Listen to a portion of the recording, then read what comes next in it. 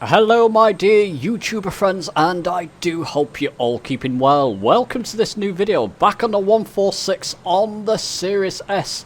This is a newbie tutorial, flying the 146 from London City Airport, Huddison International, over to Charles de Gaulle Airport, using Simbrief. This does indeed work on the Series S. I'm going to be showing you that in this video. Okay, let's not dilly-dally. Let's get on with this video.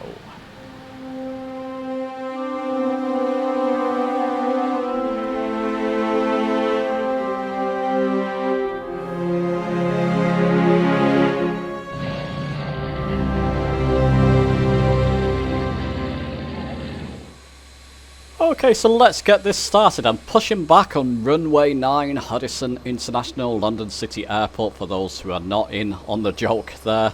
Not live service, just a bit of AI traffic, as you can see there. If you're taking off and following this tutorial, push back on runway 9. There's not quite enough runway to take off on. I mean, there's just about enough runway to take off on, but make life easier for yourself and push back pretty much right to the end here. That's okay, we're pushing back nicely there. Let's get in the cockpit. And what we're going to do, we're going to take this back to home. And go to the first tab. This is where we enter our Simbrief number. Now, on my original review of the 146 on the Series S, apologies I've forgotten your name, but somebody showed me, or actually told me in the comments, how to enter the number. Let me just get outside just to make sure. You know what, I'm going to say that's probably enough runway to push back on, so we'll leave it there. Someone told me how to enter the Simbrief number, and it does work on the Series S. So what you do, you click in the box, and this keyboard comes up, the Xbox keyboard. If you enter your number here, nothing will happen. Just press the B button on your Xbox controller to get rid of that keyboard. You can see the cursor is still flashing in this box. Click on this button down here, or this box down here. It enters a keyboard for the actual Simbrief itself. You can move that around. Enter your number here. Once you've entered it, so enter your number, that's my Simbrief number. Enter your own Simbrief number. Click on that icon again and just press continue.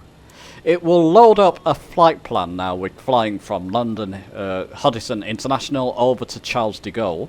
Let me just show you. There we go. Thankfully I did have this window open. I'll link my back to basics on how to create a Simbrief account and how to enter a flight plan. All you do, create a Simbrief account on your tablet, mobile, old PC, even the Xbox if you wish. I've typed in our departure airport and our arrival, so departure EGLC, London City Airport, arrival Charles de Gaulle Airport. Don't worry about the rest, I've just put, oh, you can choose your aircraft type down here. Obviously we're in the BAE 146-300 series. Don't worry about too much more there though. Scroll down the page and you get a choice of different flight plans. I've just chose, so you can click on any of these. As you can see, if I click that one, it's a slightly more complicated flight plan. I chose the second one here, DET to DPE to PON, basically. It's just got 3 navigation points and very simple. Now I generated that flight and it'll bring you to this page. We'll come back to that in later on in this video. But there you go, once you've done that you can enter your number in the tablet here, link your account, and it should load up for you. So once we get to that point, once you've got to that point, and if you're following this tutorial you need to link a Simbrief account, so just create one on any device and put it in the tablet here. Once you've done that, we'll come to our flight management system. No, we won't, because the it's funny, once you enter your Simbrief, at least for me, it turns all the computers off, basically. The aircraft off. Now, to turn it back on, we're going to go to the aircraft icon on the tablet, and it will come up here, because we've linked our Simbrief account. It will say import the payload. So we'll do that. It's not accurate. We're going to have to change a couple of things. We'll come back to this later. First thing I'm going to do though is go ready for takeoff. Ready for takeoff selected. Ready for takeoff selected. And it'll power up the system, start the engines, that type of thing. But it should put our flight management computers back on. So we're going to go back down to them. Control and 5 is the default key to get to your flight management computers. And what we'll do, to link our Simbrief so we don't have to enter those waypoints manually, go to your index button. And go to next. Now, first time you have to do this, you're going to have to go to mod set button. Enter your Simbrief number down here, just type it in with these buttons so it'll come up here, and then just press here Simbrief pilot ID and it will link it. So let me just show you that again. That's in index. Press your index button. This is the first page. Go to next and then mod and then link your Simbrief account. Once you've done that, well, whilst we're in page 2 of 2 of index, go to root menu. Your pilot ID Simbrief should show down here. Press this. It will recall your flight plan. You don't need to enter it manually. This is on the Series S, guys. Amazing. We're going direct. We don't need a star here. A SID, rather. We don't need a SID. Standard instrument departure. We're just going to go direct. So we're going to press execute. Still freezes. I'm moving my mouse. It will still freeze on the Series S. Let me know if it does this on the Series X. But it's entered. We can go to our legs page. It's entered our flight plan. Very simple. We take off runway 9. Go straight to DET, DPE and PON. Over to Charles de Gaulle Airport. So that's all set up. All very straightforward. Let's get back to our payload page. If I show you on Simbrief. There we go. It shows block fuel. That's correct in our the way it's set up in our tablet. I'll show you that again in a moment. Cargo's not, and the passengers are not. So we want about 1.6 tons of cargo and 63 passengers. Let me just switch you back. As you can see, it's showing 64 passengers, so that's not too bad. We'll just change it to 63. One button, but the cargo's way out. Should be about 800. So I'm going to click in the first box. It'll put all the numbers to 0. Just type in 08 and you should see a 08 come up here. That's basically 0.8 tons of cargo. We'll enter that. We want about 1.6 tons. We'll spread it between the two cargo bays. Do the same here. All the numbers have gone to 0. So we'll just start typing 08. You see that's reflected here. Press enter. And that's our cargo setup. We can continue setting up according to the Simbrief flight plan. Let's just take you back to that. We'll go there. It's saying initial altitude 25,000 feet. So we'll climb to that. We'll set our autopilot assigned altitude to that. I've set up a quick mode button. We've got a alarm flashing. Don't worry about that. We can just click that to turn it off. Just because we went ready to take off, we didn't like it. I'm going to left hold on my altitude select here. Left hold and drag. And it's very easy to get that to 25,000 feet that way. We can just take my finger off and just manually mouse down to set that to 25,000 feet. And press the arm button. So when we click on the autopilot, that's armed and it will climb there and maintain us at 25,000 feet until we tell it to do something else. Remember from my previous videos, we want to put this switch down here to RNAV. There we go, that's in area navigation now. We can arm the LNAV, lateral navigation. So basically, area navigation will let us lock onto navigation points other than VORs and ILSs. I think a lot of these points are VORs anyway, but it's got a sort of, I believe, a much wider range, and it will lock onto our course that we've set up, and lateral navigation will fly us laterally between those points. Make more sense once we get up in the air. We'll arm vertical speed because we are going to use that as well. We are going to use, I believe is that now thrust modulation system. This thing down here will power it on. We are going to use maximum continuous thrust here once we're up in the air, and I'll show you that a bit later. But I've just turned that on. just to arm it. By the way, you see this is our air temperature outside. It's showing a bit more than what it's showing here.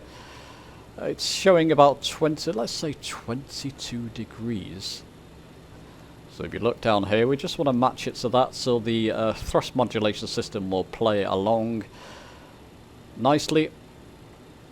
So I'm just going to alter this. I think it's about 23 degrees outside, which is about right for London at the moment. It's getting warm in this part of the world. Warmer than it has been, anyway.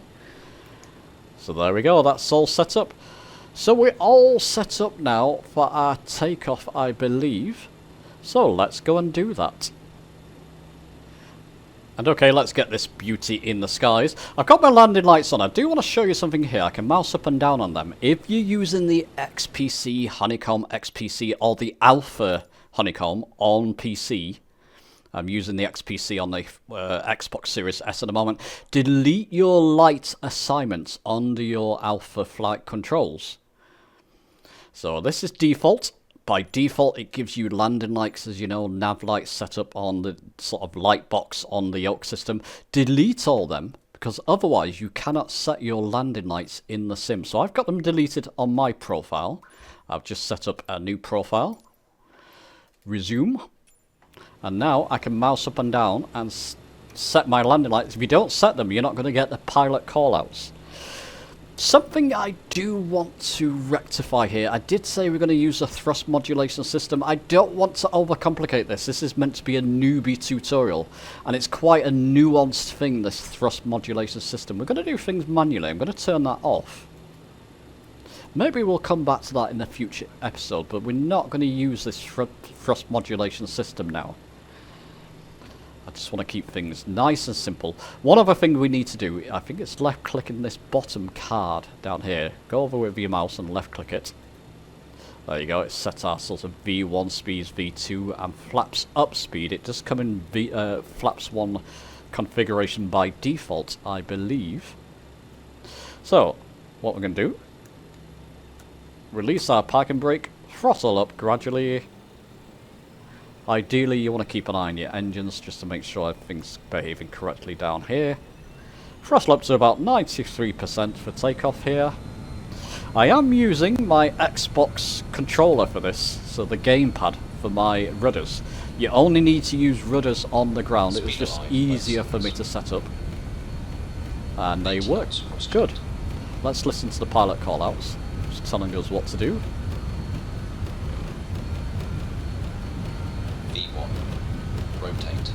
And rotate. There you go. You can see we had... Oh, it does pause here. I've noticed recently when taking off. It will come back.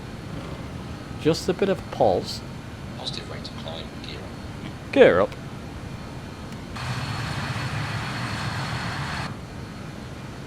And I'm just going to wait. I'm just going to hold. Here's my vertical speed down here.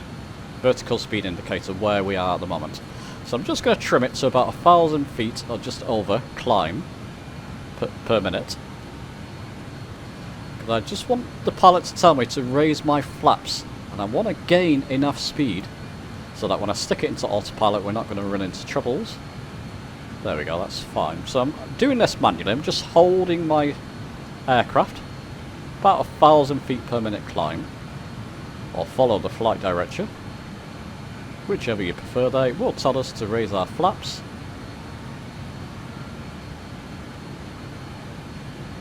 Any moment. VFTO, safe height speed, select flaps. There you go. So take my flaps up now. Now I'll turn on autopilot. Let's see if the autopilot behaves and follows our vertical speed profile. It's not. I'm going to talk you through this in a moment. I'm going to press the sync button, our button I've got set up for sync, and trim up the vertical speed about 1,500 feet per minute will do in the climb. So a little bit more. Look at my vertical speed indicator. I want it to reach around about here. And I can press the sync button again.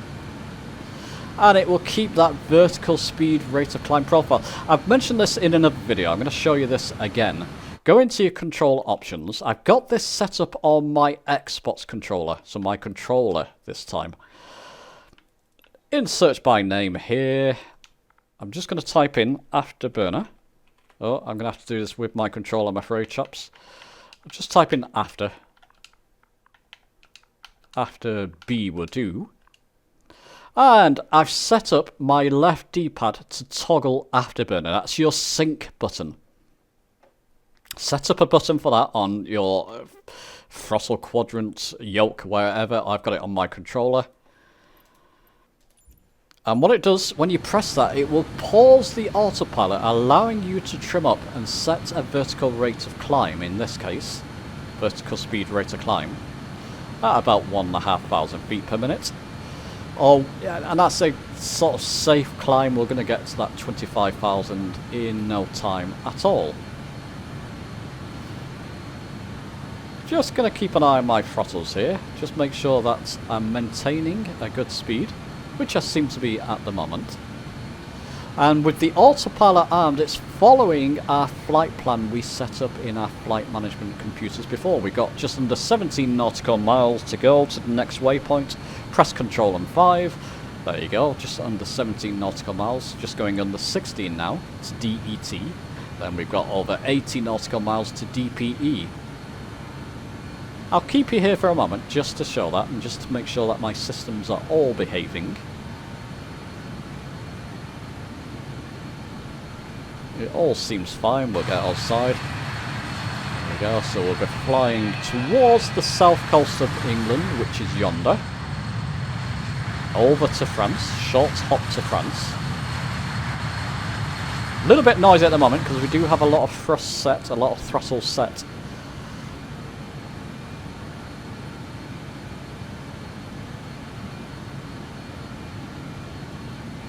But that's fine. Ideally, the thrust modulation system would come in handy here to maintain maximum continuous thrust, but it's okay, we can do it this way, it works perfectly fine.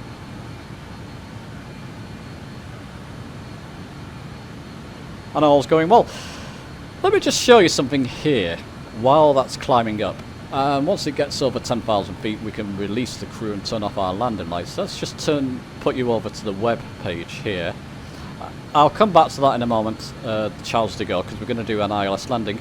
Once you've generated, so once you edited this flight, you've set up your flight plan in Simbrief. Generate flight. Oh, use current time, it doesn't matter, we're not going to change anything there. Generate your flight with this button here. It will take you to view flight plan, your generated flight. And you want to scroll in on your flight plan to find the top of descent. It's between DPE and PON. And I reckon that's about 40 nautical miles, because between DPE and PON it's 60 nautical miles. I reckon at the 40 nautical miles range it wants us to descend. I'm going to descend just to get down in time before that. Once we reach DPE and we're lined up on it, I'm going to start descending to our ILS altitude, which I'll show you later. So it is important, if you're using Simbrief, find your top of descent. Maybe start descending just before that. Put you back to the Xbox there. And we're still climbing nicely, speed's doing nicely. We're getting now above 8,000 feet. What I'll do, chaps, just so I don't keep you here, I'll climb up to our autopilot assigned altitude, which is 25,000 feet, and I'll see you in a moment. Okay, so you join us. We're getting towards our 25,000 feet altitude, assigned altitude, just passing 22,000. Somewhere over the channel there, between England and France. There's France ahead of us, and England behind us. It's only a short hop. Now, I made a newbie mistake. I don't know if anybody caught it, and full marks to you if you did. I was using my Logitech multi-panel, which is not connected to my Xbox, to raise my flaps. I was in flaps 18 in the climb. I didn't use the button I've got assigned to my Xbox controls to raise my flaps. So, don't make the same mistake. Make sure you've got your flaps assigned, and you know where your flaps are assigned. I've got my flaps up now, but they were in flaps 18 in the climb. And nothing, there was no indication from the aircraft telling me that, you know, you got your flaps set wrong there. Take them up, take them up. So, there you go, the klaxon's going. We're reaching our 25,000 feet altitude. Depending where you got your throttle set, mine's maybe about 90%. I'm going to watch the vertical speed rate of climb. This will start to come down back to a level flight. So I'm going to watch my throttle just to ensure that I'm not over speeding the aircraft. So back down to around 80% now as the vertical speed of rate. See, it starts to speed up rapidly once the vertical speed indicator comes back to level flight. Throttle's down to around 60%, which should be okay. May have to reduce them even further. You'll notice this, the vertical speed indicator's turned off by itself and it's put us into hold mode, altitude hold mode. This indicator's turned off because we reached our 25,000 feet assigned altitude. We've got 28 nautical miles just over to our next waypoint, which is DPE. Once we reach DPE, I'm going to start to descend. So we've not got long to our descent now. Now the aircraft, make sure it's in straight and level flight. It's following our flight route. It's in level flight, which it's doing now. We can go to Alt 1 and we can set, I'm going to set a 3,000 feet altitude to intercept the ILS at Charles de Gaulle 9 right. I'll show you that in a moment. 3,000 feet, that should be fine. We're not going to arm it, we don't need to yet. The aircraft's still maintaining at 25,000 feet, as you can see there. Just watching my engine speed there, we are fine. Get outside. Oops. Press the wrong button again. Do press the right buttons, Huddison. There you go, it's near the Whisper jet. Let's bring that back a bit more. That's the Whisper jet in operation. Barely hear the engine sound, which is brilliant. That's why it's called the Whisper jet. Just keeping my aircraft happy there, that's absolutely fine. And we're going to wait till we get to, like I just showed you, nothing to worry about here, we're just keeping an eye on our instruments. Once we get to DPE to PON, that's when I'm going to start to descend. And I'm going to use my sync button once again to put some level of vertical speed, nose down in this case. So instruments are all looking nice and happy. Got a healthy ground speed there. As long as you're nowhere near here, if you start to stall the aircraft, you will know about it under autopilot. Autopilot will kick out, and well, if you've got the 146, you probably know about that already. If you've been flying around a bit, it's not a nice experience. So keep the aircraft happy. Manual throttle here. Go a wee bit faster than that, and that should be fine. Okay, let me get to my DPE, and then I'll bring you back. So next waypoint DPE, I'll bring you back. Okay, we're back. We're just over 11 nautical miles from DPE. There we go. So once we reach DPE, we will go into a dead descent. There's something I wanted to show you here. ILS. When you're altering, we're going to go into ILS mode when we get near to Charles de Gaulle airports. So nav mode, basically. We'll have to switch this back down to nav. It won't be following our course any longer. And we're going to line up an ILS for runway 9 right. Now the code for ILS Charles de Gaulle runway 9 right, ILS code frequency is 110 decimal 10. So 110 decimal 10. You're altering the active ILS with these knobs here. So this is the active ILS. So just be aware of that. In other aircraft you're altering the standby. With the 146 you're altering the active.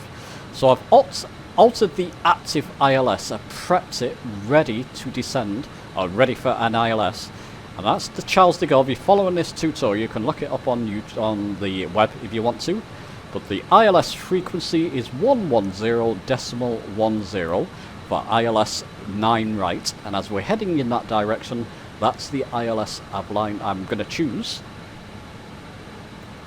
We're not going to arm anything yet. On the ILS, we're not anywhere near Charles de Gaulle, but we are near our next navigation point, DPE. And this is where the fun begins.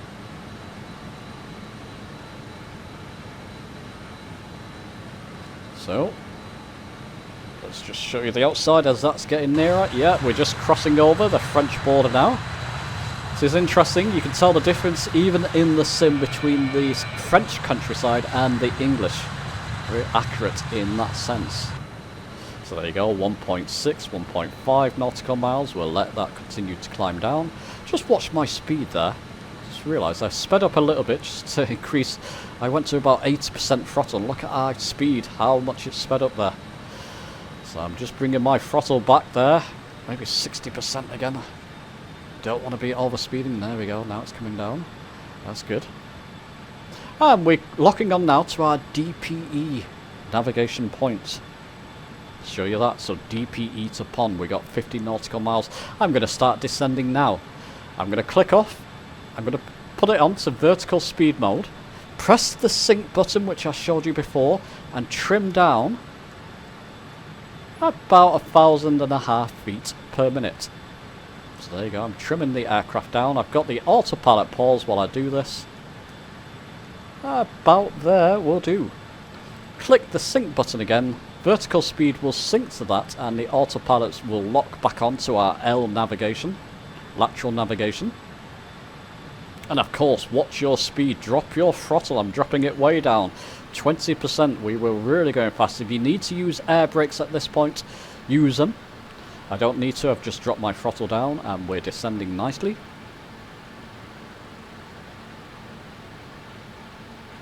So no issues there. Once we get onto our next navigation point, which is Pont to Charles de Gaulle Airport, it's 20 nautical miles, I'll arm our nav down here. So our nav button, we're in area mode at the moment, our navigation.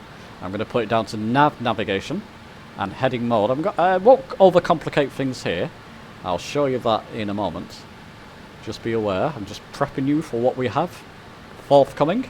We've got our ILS frequency set in, so we're all set up there. I didn't arm. I can arm it even after the fact. If you picked up on that, well done. I didn't arm our autopilot selected altitude, so we would have kept descending past 3,000 feet if I didn't arm that. Just be aware. Another newbie mistake by me, but I've armed it now. When we reach 3,000 feet, it will maintain us at 3,000 feet. And I'm looking, I want to increase our vertical speed, so this is where the manual operation of the 146 comes into play. If you're not descending fast enough, which is why I started to descend once we reach DPE, I'm going to sync it to 2,000 feet per minute descent, or roughly, which is there. Speed will start to increase. I'm dropping my throttle down to about 15% now. Just show you that with the actual throttles. There we go. Once again, chaps, bring up my cursor. This is on the Series S. Incredible. We'll get down to around 10,000 feet and I'll bring you back. So here we go, we're back. We're passing 10,000 feet. Let me just put my landing lights on. And there we go. One thing you will have to set up when you're looking up your ILS, find the actual range, the actual bearing to the runway. We do have to alter this. Now it's about 85 degrees to Charles de Gaulle. You're going to have to alter this nav 1 because this will reflect when we switch it over to nav. This will reflect with our lines and our course indicator down here. Best showing you that a bit later, but set your runway, your nav 1 bearing here towards the runway. It says it's 85. I believe 84 for me works better with the 146 for some reason. So change your nav 1 bearing. And this will basically, when we go into nav mode, these lines will line up essentially with the runway, with the course deviation indicator, either left or right. Let me show you that a little bit later, just so we don't complicate things. Now we're 7 nautical miles away from our last leg, which is Pont to Charles de Gaulle Airport, so we're very close. I can start to use my air brakes a little bit here. There's my air brakes at the back of the aircraft. It's like 2 flaps that come out. As you can see here, 2 air brakes that come out. That will slow us down. Because I want to get down to around flaps 1 speed once we reach our 3,000 feet altitude. The klaxon's about to go. Let's just say seats for landing. Bit late there on the call out, but I'm sure, you know, it was only a short flight. I wanted to give them time to stretch their legs. Everything's going fine at the moment. Remember, you got your... they're still calling out. Remember, you've still got your air brakes out. Don't neglect that. If you leave them out, you'll start to go too slow. Just gonna wait till it says safe for flaps 1. Then I can take my air brakes back in, go to flaps 1. Speed checked below 205. Select flaps 18. Flaps 18. Bring my air brake back in. I've gone to flaps 18. Essentially flaps stage 1 there. What I have now, I keep forgetting I'm using my Logitech multi-panel to do that, and it's not connected, Huddison. Dear me, I'm going to cause myself some issues here. Oh, another lag spike. Don't crash on me. Oh, I'm not sure what's causing that. I do wonder whether that's something to do with my settings. Speed slowing down. Just watch your speed. Bring your throttle back up because we're now level. Bring my throttle back up to around 50-60%. We're lining up. I'm going to go. We're on our course now, on our last leg towards Charles de Gaulle Airport. So it's taking us directly to Charles de Gaulle Airport. This knob here on the centre panel, this is your heading bug knob. When I do that, watch that little heading bug down here. I want to get that to around here. I'm mousing up on it, so I'm manually changing. If you've got controls to do this, alter your heading bug. Maybe on the Velocity 1 flight, for example. You can use that as well. There you go, I've got my heading bug there. Because I'm going to go to heading mode and nav mode. You know what, I can do it now. Switch that to nav. Switch that to heading mode. So it'll follow the heading we got set up here. You can see it's picked up on the ILS. It's 16 nautical miles away, just over. The course in the deviation line is over here. We need to move our heading knob, heading bug. So you can see the heading bug. Let me just remind you there. That's the heading bug. We need to move it so we get that line coming in. So I'm going to move my heading bug to there, just so it brings that line in. We're going to arm our VNav. Basically, it's to lock on to the... There you go, and the pilot will tell you that you've selected it. It will lock on, once this line starts to come in, it will lock onto that line and keep us on that heading towards runway 9 right, which is the ILS frequency we set up here. If I didn't set this up, watch what I do. Watch what happens when I move these knobs. You notice these lines move with it. So let's put that back down to 84.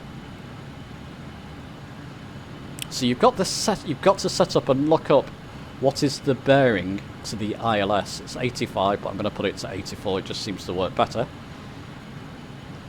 There's a lot going on there, chaps, but I've just switched this back to nav mode.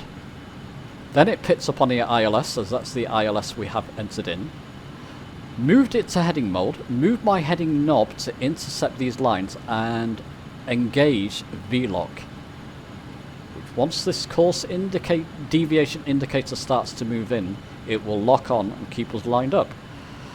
I can bring my gear down.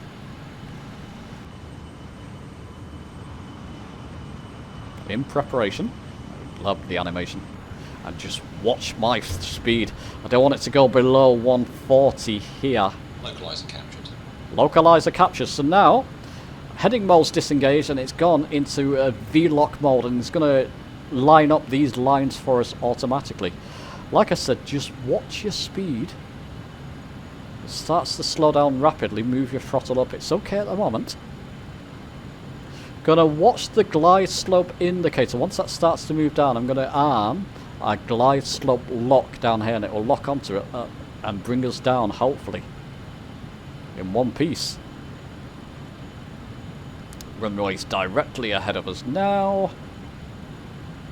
A few things to keep your eye on here, so I don't want to take my eye off that speed. The runway is somewhere out there. We'll come back to that in a moment.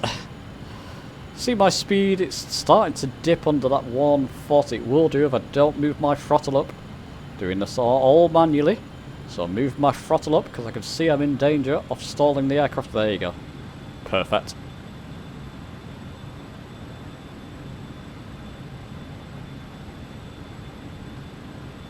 I can start to deploy more flaps now. Essentially, oh, if I press the right button, Huddison. Dear me. There you go, next stage of flaps. 24, then 30 and 33. And while I'm doing that, I'm watching my speed that I do not slow down, because the autopilot will kick off and start to take us off and nose up, and you'd have all kinds of issues. There you go, I've caught it fine. Next stage of flaps. Runway's directly ahead of us here now. There it is. Wasn't keeping an eye on my glide slope indicator coming down. I better arm that. Glide slope lock. I wasn't keeping an eye on that, but oops. Glide slope armed. Glide slope armed. Glide slope captured. Glide slope captured. Once it starts to descend, because it's captured the glide slope, I'm putting my flaps to full now. Watch your speed. You have to reduce your throttle because you're going to start to go too fast. You want to keep it around the 140 range. There we go. So we're slowing that back down to around 140-ish. Just keep an eye on your throttle. Ideally have your hands on your yoke and the throttle, but the autopilot's got control basically of the course, so the throttle is my major concern at the moment. No issues, we're heading towards it. Seems to be doing a good job of keeping us on the glide slope and lined up with the runway. Yep, it's directly ahead of us. Not bad at all, autopilot.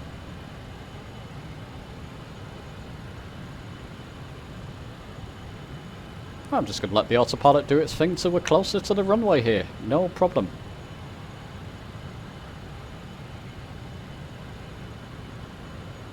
Don't need to mess around with any more autopilot stuff here. It's locked on the glide slope, locked on our V-lock here.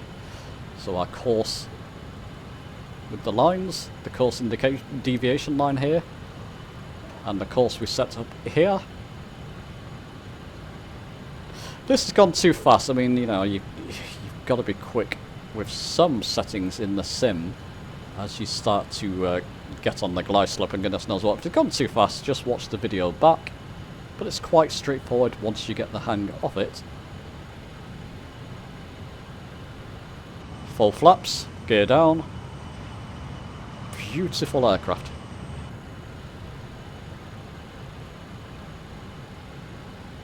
And again, I'm going to use my Xbox rudders, trigger buttons as rudders here. It works, and it's fine, it's easy for me to set up while I'm recording.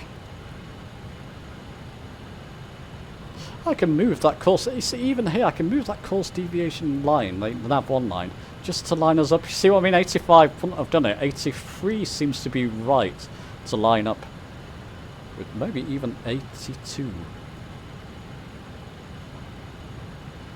That seems fine.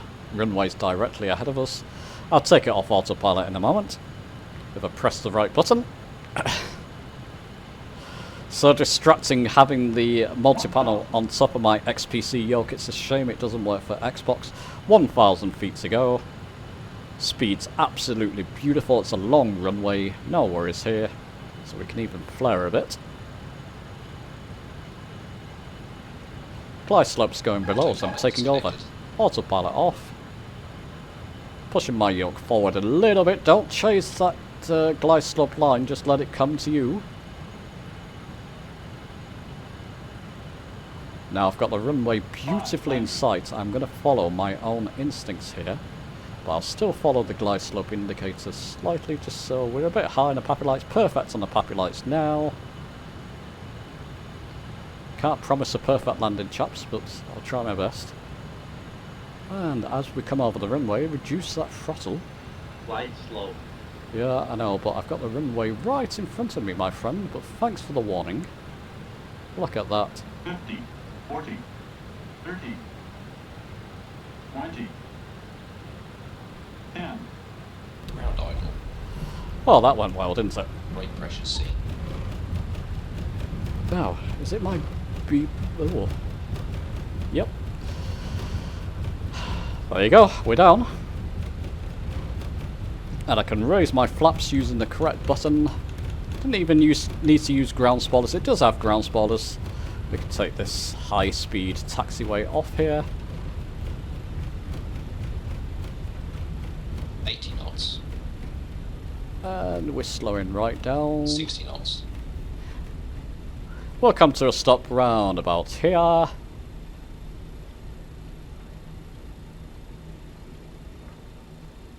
Perfect. Parking brakes on, make sure my flaps are up. So there you go, chaps. Oops, am I pressing the right button? I didn't mean to save a screenshot there, but never mind, it's me. That's a newbie tutorial. Parking brakes on, please. Told you it was very newbified, wasn't it? Newbie tutorial in flying the 146. Still creeping forward, my friend. My throttle's down. Now, stop. Let me know your thoughts on this video. Give it a thumbs up if you've enjoyed it and it's been helpful. Watch it back if you haven't quite grasped some of the principles and techniques there. It's not too difficult and a lot of fun and great to see Simbrief working. Give the video a like if you've enjoyed it, subscribe for more, and I'll see you soon.